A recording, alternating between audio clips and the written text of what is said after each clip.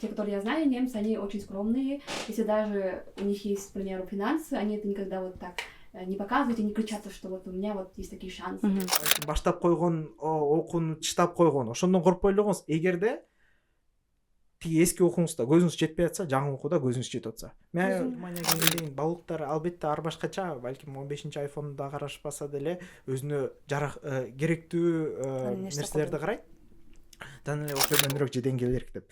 Бирок мен азыр окуган ауыз бийлингдагы билимди ичинде эмненин баарын окудум. Мен Кыргызстанда 50 жылда окугам эмесмин. Кыргызстанда бир да мындай деңгээлге жетмеген эмесмин. Эл эмне десе дей берсин, мен ушинтейлик, сиз ушинткиле, мен ушинтейин, элге карап не кылабыз деп. И я подумала, нет, я бяхта калбайм. И я просто оттуда вышла, оставила ключи и сказала, не бяхта калбайм деп чыктым. И получается, я осталась на улице со всеми вещами. И с немцами нужно как бы больше времени. То есть ты просто с ними общаешься. Вначале про очень такие легкие темы, про погоду, про кофе, про транспорт. А потом, когда ты уже немножко начинаешь говорить чаще, то они начинают уже более открываться и говорить про более серьезные темы, про отношения.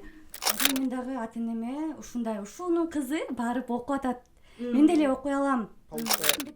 Получается, же иштеш керексиң, а иштеген пайдасынан эмне окууга келсең.